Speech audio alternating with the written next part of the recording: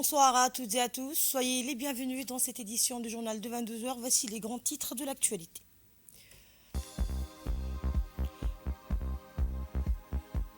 Le chef de l'État a accueilli hier soir au Palais de la République les intellectuels du forum Heritage. Une victoire sur le front diplomatique, l'ONU salue le cessez-le-feu, un pas décisif vers la justice pour le Liban. Le président de la République, Ismaël Omar Guelleh, a accueilli hier soir un dîner officiel au Palais de la République pour clore le 8e forum Heritage qui a réuni plus de 300 participants autour du thème de la stabilité régionale et des solutions aux défis majeurs de la région. Le point nous est fait par Samat El-Seret.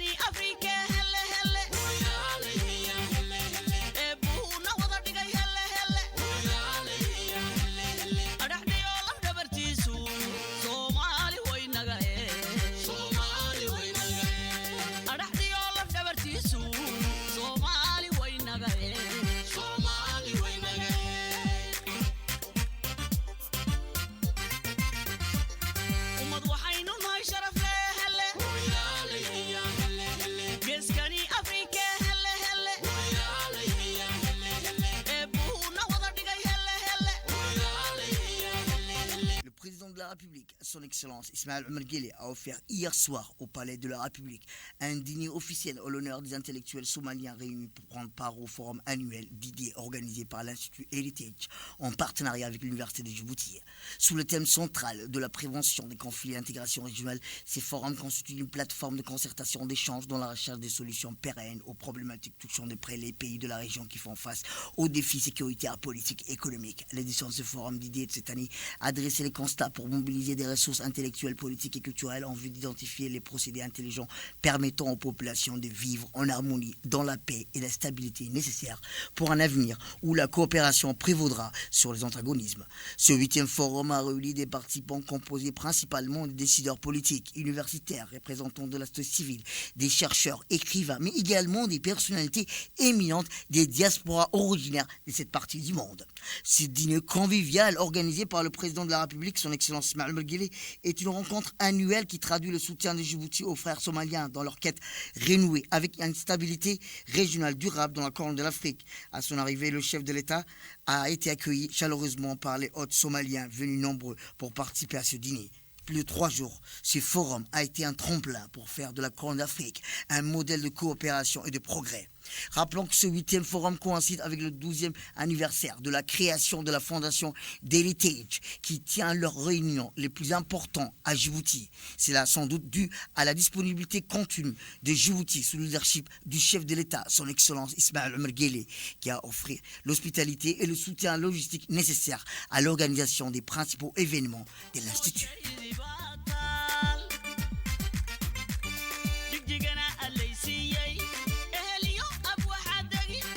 runti aniga sawmaha runti aniga sawmaha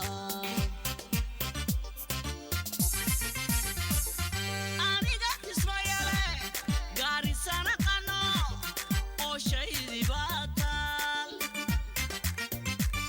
digdigana alaysiyay ehliyo ab waxa dagi runti aniga sawmaha runti aniga sawmaha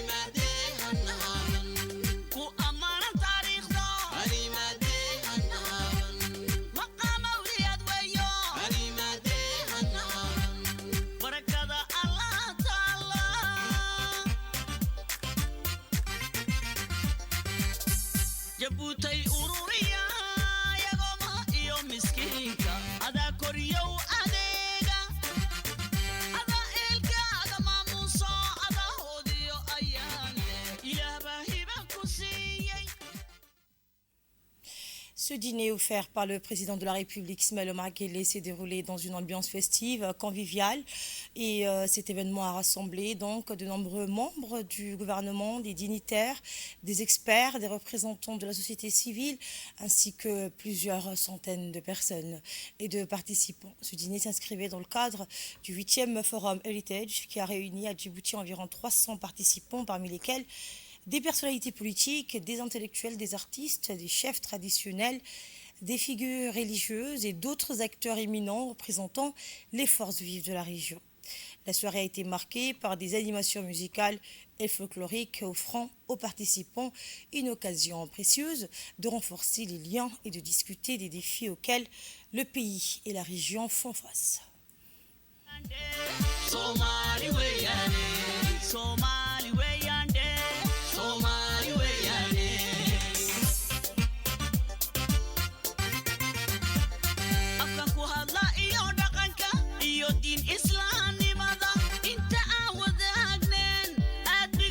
sheeganayo ayaa aniga ii eela Soomaali weeyande Soomaali weeyane Soomaali weeyande Soomaali weeyane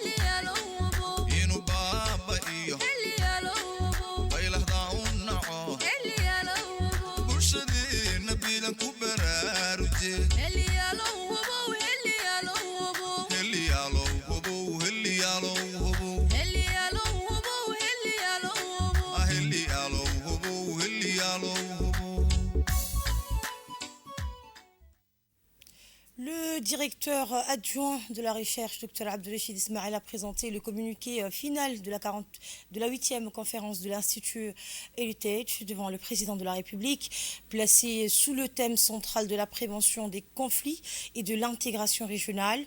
Cette édition s'inscrivait dans le cadre du forum d'idées de cette année. La conférence a rassemblé des ressources intellectuelles, politiques et culturelles afin de promouvoir un avenir où la coopération l'emportera sur les antagonismes.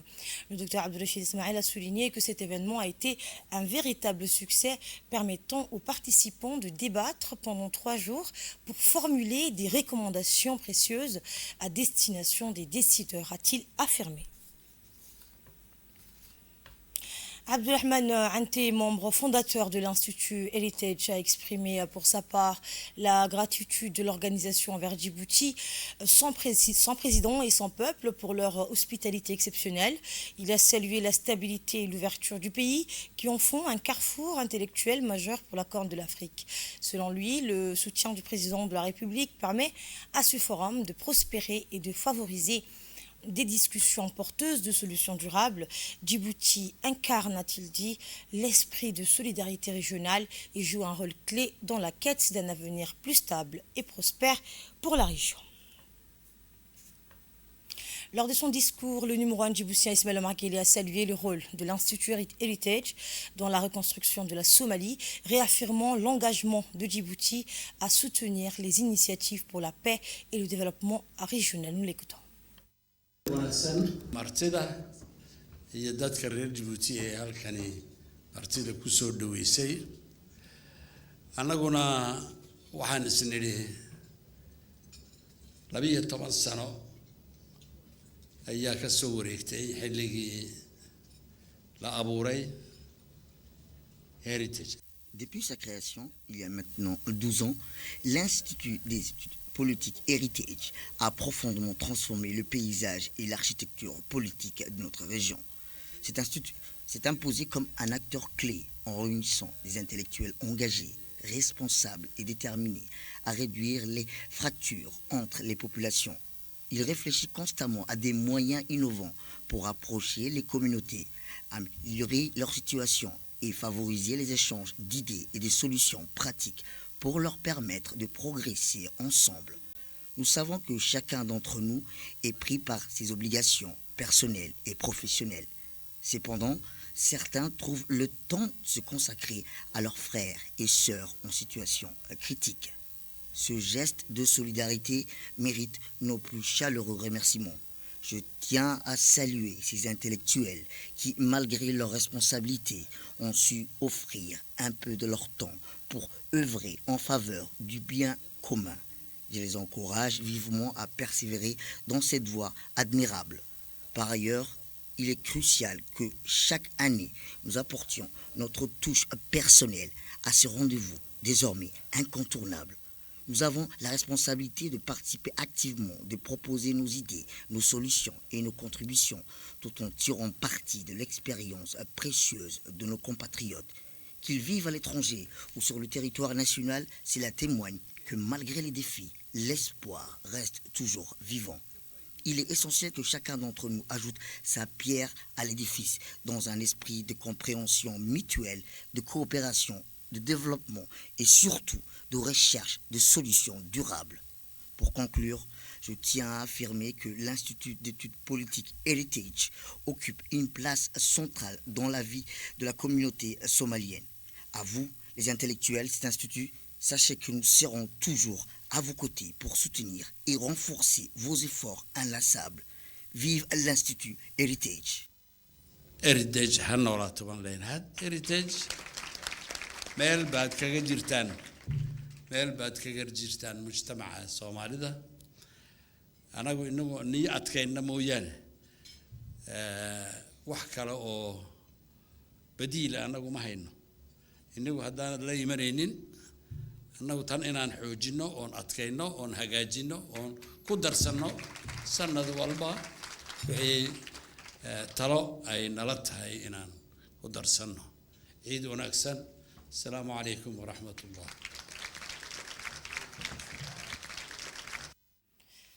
Et dans l'actualité également, le président de l'Assemblée nationale de l'État, Mohamed El a effectué une deuxième visite de travail parlementaire, cette fois-ci au Parlement égyptien. Son homologue, le président du Parlement égyptien, Hanafi Djabali, lui a réservé un accueil empreint de tous les honneurs dus à son rang. Cette rencontre a permis des échanges enrichissants sur les moyens de renforcer davantage les relations fraternelles entre les deux pays. Les deux présidents ont exprimé leur satisfaction quant à l'établissement d'un partenariat solide et durable entre leurs institutions parlementaires respectives. Ce partenariat se concentre particulièrement sur le partage d'expertise, le renforcement des compétences législatives et le développement des capacités humaines.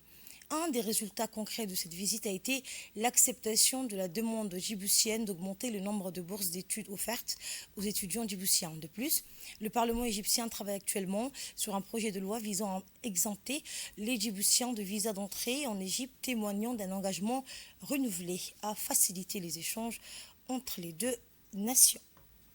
La visite de travail parlementaire du président de l'Assemblée nationale de l'État, Mohamed El en Égypte, s'est conclue sur une note positive et riche en résultats. Au cours de son séjour, le président de l'Assemblée nationale a été accueilli par le ministre égyptien des Affaires étrangères, de l'immigration et des expatriés. Cet accueil reflète l'excellence des relations fraternelles entre les deux pays et souligne l'importance des liens historiques et stratégiques qui les unissent. Les discussions ont porté sur l'élargissement de la coopération stratégique dans divers domaines avec une volonté commune de renforcer les partenariats bilatéraux.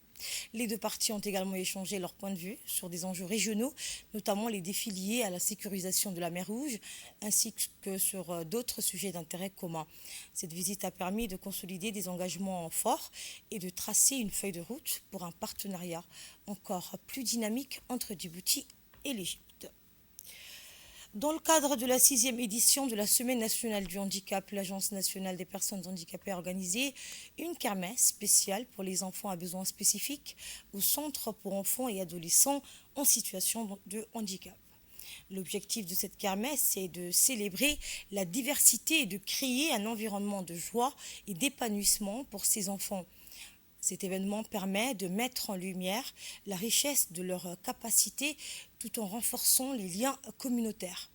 La cérémonie a été marquée par la présence de plusieurs personnalités, dont le ministre de l'Éducation nationale et de la formation professionnelle, Moustapha Mohamed Mahmoud, la ministre de la Femme et de la Famille, Mouna Ousmane Aden, la ministre de la Jeunesse et de la Culture, Dr Hibo Moumena Assoué, ainsi que du directeur général de l'ANPH, de Ali Saïd, et des secrétaires généraux des ministères concernés. L'Agence nationale des personnes handicapées mène une politique d'inclusion pour les enfants à besoins spéciaux avec pour objectif de faire des activités récréatives comme la kermesse un moyen d'intégration sociale tout en offrant des espaces de jeu adaptés, de loisirs et de convivialité.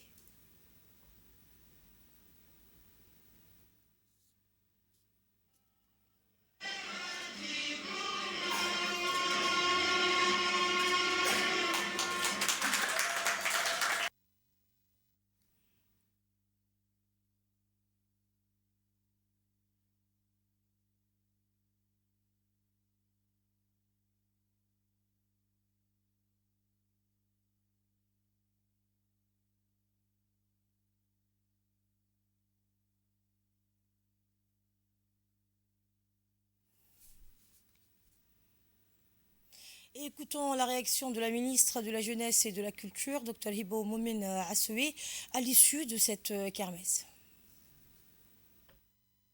Je tiens d'abord à remercier chaleureusement les directeurs généraux de l'ANPH, M. Doualé, que je qualifie d'infatigable de nous avoir invités pour participer à cette cérémonie dédiée aux enfants et aux jeunes à besoins spécifiques. Donc c'est une journée de célébration mais aussi de réjouissance et d'épanouissement pour les jeunes. Donc je tiens à lui dire que dans le cadre de cette semaine qui va héberger ou dans lequel vont avoir lieu plusieurs activités dédiées au développement justement ou à la mise en œuvre de la politique mais vraiment pertinente et éclairée du président de la République en termes de d'éducation, d'épanouissement de personnes à besoins spéciaux. Donc je remercie aussi les autres ministres qui sont là. Et donc je dis, il y a énormément d'avancées, énormément de réalisations et cette composante de notre population est un témoin direct de l'ensemble des efforts en termes d'épanouissement et de développement socio-économique et surtout sociétal. Donc je remercie tout le monde et je dis aux enfants bonne fête. La ministre de la Jeunesse et de la Culture a remis du matériel et des livres à la médiathèque d'Arta pour soutenir la culture et l'apprentissage des jeunes. La suite dans cette séquence. Sous la houlette de la ministre de la Jeunesse et de la Culture, Dr Iboum Nasso, et s'est tenue la médiathèque d'Arta, une cérémonie de remise d'un important lot de matériel informatique, bureautique et plusieurs cartons d'œuvres littéraires. Ces ouvrages récents, pour la plupart signés par des auteurs djiboutiens, exposés lors de la dernière édition du Salon du Livre organisé par le ministère de la Jeunesse et de la Culture à la bibliothèque. Enrichirant certes les collections déjà existantes de la médiathèque, un don fructueux du ministère de la Jeunesse et de la Culture qui renforcera les capacités d'action de cette institution culturelle au cœur de la région et contribuera à promouvoir la formation, l'apprentissage et le goût de la lecture en faveur des jeunes. L'événement, outre la ministre de la Jeunesse et de la Culture, a réuni sur place des hautes personnalités, notamment le préfet de la région d'Arta, Hassan Dabalé, le président du conseil régional, Elmi Bouhoudalé, le président de l'association Action Entraide d'Arta, Ali Mohamed, et plusieurs hauts cadres du ministère de la Jeunesse et de la Culture. Dans leur intervention, les autorités locales et le président de l'association Action Entraide ont exprimé en chœur leur sincère remerciement à la ministre et à son département pour ce geste significatif.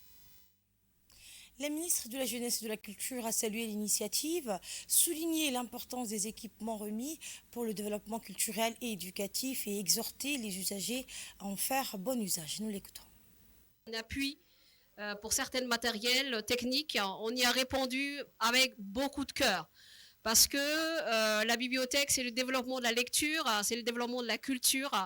Et ce bel endroit va, j'espère, pouvoir générer beaucoup d'activités et d'événements sur la lecture plus particulièrement et sur la culture. Donc vraiment, on vous dit bravo, monsieur le président de l'association. Donc j'espère que ce matériel qui ont été offerts par le ministère de la Jeunesse et de la Culture, parce que nous savons que ça va être utilisé à bon escient et que c'est entre les mains d'une personne qui vraiment est responsable, dynamique.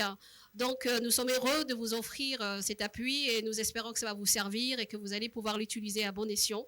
C'est vraiment agréable de voir que la culture se développe et va dans la proximité avec les communautés. Donc, nous espérons qu'ici, les artistes sont les bienvenus, nos grands doyens et aînés qui sont vraiment les mémoires de la culture djiboutienne, les jeunes, vraiment toutes les composantes de la société d'Arta. Et la bienvenue ici. Le ministre de l'Énergie et des Ressources naturelles, Younis Ali Guedi, a participé à la 16e édition du Salon minier à Dubaï, aux Émirats arabes unis, un événement réunissant les acteurs clés des ressources extractives. Ce salon vise à promouvoir le réseautage, l'investissement et les innovations technologiques dans un contexte de transition énergétique. En marche, le ministre a rencontré des investisseurs pour renforcer la coopération et explorer des partenariats visant à développer le secteur minier djiboutien.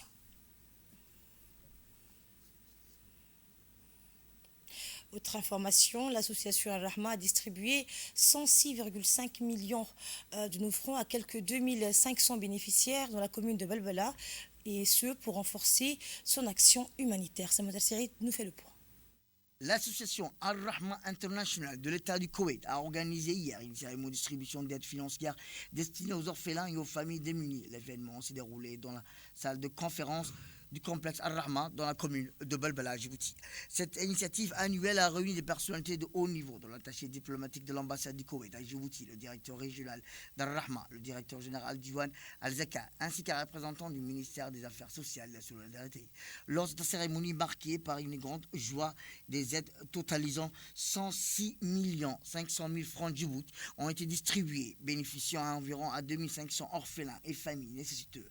Cette aide généreuse contribuera à témoigner de la solidarité et de l'engagement de la communauté envers les plus vulnérables. Les intervenants de la cérémonie, Elmi Youssouf Tahel, le directeur des projets représentant les activités de l'association Ar-Rahma, ont mis en avant les résultats positifs obtenus dans le domaine de l'éducation, de la santé, de l'action sociale, tout en soulignant la collaboration fructueuse avec le gouvernement djiboutien dont les efforts humanitaires et le développement lui ont permis de mener à bien cette initiative. Le directeur général du Diwan de la Zakat, Suleiman Hussein Moussa, a souligné l'importance de la solidarité envers les orphelins et les familles démunies. Il a rappelé que l'association Ar-Rahma soutient plus de 2400 orphelins à Djibouti, à Djibouti-Ville et à Obok. Il a insisté sur le rôle crucial des orphelins dans le développement de la société et a appelé à une mobilisation collective pour leur bien-être. Leur soutien est un devoir social et moral, a-t-il déclaré. Et la cérémonie s'est conclue par la distribution des aides, marquant une nouvelle étape dans l'engagement de l'association Ar-Rahma pour le développement durable et l'action humanitaire. Les responsables présents, dont des représentants de l'ambassade du Koweït, du bureau des Zakat et de l'Ahma international, ont salué l'importance de cette initiative ils ont rappelé que soutenir les plus vulnérables est une manifestation noble de la solidarité humaine.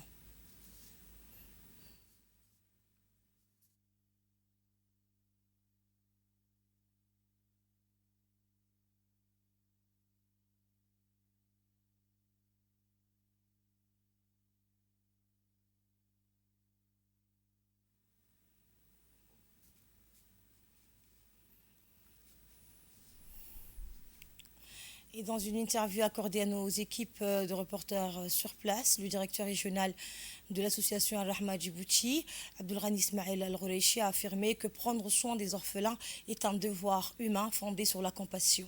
Il a mis en avant l'objectif de rendre les orphelins autonomes et utiles à la société. Et il a également salué la collaboration avec le gouvernement djiboutien et le soutien du chef de l'État dans les actions humanitaires, notamment via le Diwan de la Zakat créé en 2004. La garde-côte djiboutienne et la marine nationale ont participé mardi à l'exercice maritime Bullshark, un événement d'envergure organisé en collaboration avec la force opérationnelle interarmée combinée américaine. Cet exercice multilatéral a pour objectif principal de renforcer l'interopérabilité entre Djibouti et ses partenaires internationaux en matière de sécurité et de sûreté maritime. Il constitue également une opportunité pour améliorer les compétences opérationnelles face aux défis de la région. Cette édition a réuni un large éventail de participants, dont les forces d'autodéfense japonaises ainsi que des unités espagnoles et françaises. Les exercices ont été axés sur des entraînements pratiques variés, incluant des techniques d'abordage, des opérations de recherche et sauvetage, des évacuations médicales en mer et des investigations maritimes approfondies. Ces activités visent à préparer les participants à réagir efficacement aux menaces et incidents en mer. Le capitaine Mohamed Abdelkader Ali, représentant la garde-côte djiboutienne, a mis en avant les bénéfices de cet exercice pour renforcer la coopération et la coordination avec les partenaires internationaux. Par ailleurs, le sergent Brat Nickbourg des forces américaines a souligné le professionnalisme et l'engagement des forces impliquées, témoignant de la réussite de cette initiative. Ensemble, les participants ont démontré leur volonté commune de sécuriser une région stratégique située à la croisée de 3 continents et près de points névralgiques comme le détroit de Bab el-Mandeb et l'océan Indien. Cet exercice illustre l'engagement constant de Djibouti et de ses alliés à maintenir la stabilité et la sécurité maritime face à des enjeux globaux croissants.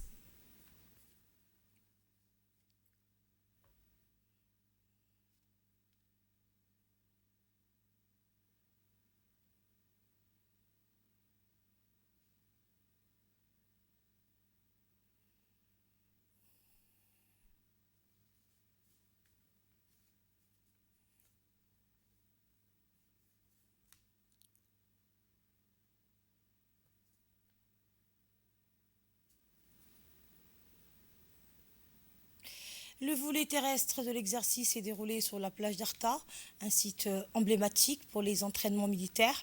Ce segment avait pour but principal de renforcer l'interopérabilité entre diverses forces engagées, notamment des unités américaines, le groupe d'intervention rapide de la garde côte djiboutienne, les commandos de la marine nationale et la brigade d'intervention rapide des forces armées djiboutiennes. Les manœuvres ont été conçues pour simuler des scénarios complexes, incluant un débarquement stratégique suivi de combats tactiques et de déplacements coordonnés sur le terrain. Ces simulations réalistes ont permis aux participants de perfectionner leurs compétences opérationnelles et leur capacité à travailler en synergie face à des situations critiques. Les forces impliquées ont démontré leur aptitude à répondre aux défis terrestres dans des environnements difficiles tout en améliorant leur maîtrise des techniques de combat rapprochées et de coordination interarmée. Cet entraînement s'inscrit dans une démarche plus large visant à renforcer la capacité de Djibouti et de ses partenaires à répondre efficacement aux menaces régionales tout en consolidant les relations militaires entre les différentes nations participantes. L'exercice confirme ainsi l'engagement de Djibouti à jouer un rôle clé dans le maintien de la sécurité régionale, non seulement en mer, mais également sur terre, grâce à des collaborations étroites avec ses partenaires internationaux. Le capitaine Mohamed Abdelkader Ali a souligné que l'exercice renforce l'interopérabilité avec les partenaires internationaux et améliore les capacités opérationnelles de Djibouti pour la sécurité régionale. On l'écoute. Aux environs de la plage d'Arta, auquel nous prenons part à l'exercice Bullshag Exercise, qui se fait chaque année 2 fois. La dernière fois, nous l'avons fait en mai. C'est un exercice qui teste l'interopérabilité et la coordination entre les forces conjointes américaines qui se trouvent au col Lémonier, mais également nous travaillons sur l'interopérabilité avec la marine nationale. Il y avait aussi les Espagnols dans le cadre de l'ENAFOR qui ont pris part à cet exercice. Et la nouveauté cette année, c'est que la force japonaise JSDF stationnée à Djibouti ont pris part dans le cadre de la reconnaissance. Ils ont effectué plusieurs vols ici. Donc l'exercice pour chaque exercice, c'est un exercice qui met en scène deux portions, une portion maritime et une portion terrestre, auxquelles participent l'équipe spéciale commando de la garde-côte djiboutienne, l'équipe de recherche et sauvetage de la garde-côte, le moyen naval pour les transports, l'équipe médicale. Il y avait l'équipe de spécial commando en coordination avec l'équipe force spéciale américaine, en coordination également avec l'équipe PIR des FAD, la brigade d'intervention rapide, qui est sous tutelle des FAD, qui a aussi participé à cet exercice. Donc ça met en scène tous les différents services et départements de la garde-côte djiboutienne pour voir comment ils peuvent coordonner si jamais une mission s'effectue en mer. Donc l'exercice s'est très bien déroulé ce matin et la communication elle était bonne. Les recherches sauvetage avec la coordination avec l'équipe médicale et la communication, l'équipe de communication maritime. Nous pouvons tirer des leçons de toutes les activités que nous avons réalisées aujourd'hui et peut-être voir si nous pouvons encore améliorer la coordination. Également dans l'actualité, Mme Badria Zakaria Cheikh Ibrahim, présidente de la Commission nationale de lutte contre la corruption, a participé les 26 et 27 novembre à Doha à la 2e réunion ministérielle des organismes anticorruption de l'OCI. 3 projets de résolution ont été discutés, un forum sur l'intégrité dans le tourisme, un groupe d'experts pour suivre la convention de la Mecque et des indicateurs pour évaluer la corruption. La convention de Makka al-Mukarramah a été signée par 21 États visant à faciliter l'échange d'informations et la restitution des avoirs illicites. Et bien, Mme Badria Zakaria a aussi mené des entretiens bilatéraux pour renforcer la coopération internationale. Dans l'actualité internationale, à présent, le secrétaire général de l'ONU a salué l'annonce d'un cessez-le-feu entre Israël et le Liban tout en exhortant les parties à respecter leur engagement et à mettre en œuvre rapidement la résolution 1701 du Conseil de sécurité. L'ONU, à travers la coordinatrice spéciale pour le Liban et la FINUL, s'est dite prête à soutenir ce processus pour établir la sécurité le long de la ligne bleue. L'accord annoncé après l'intervention du président américain met fin à un conflit transfrontalier d'un an ayant causé près de 3800 morts au Liban et déplacé plus d'1 million de personnes. Merci de votre fidélité. C'est la fin de cette édition. Très bon week-end à toutes et à tous.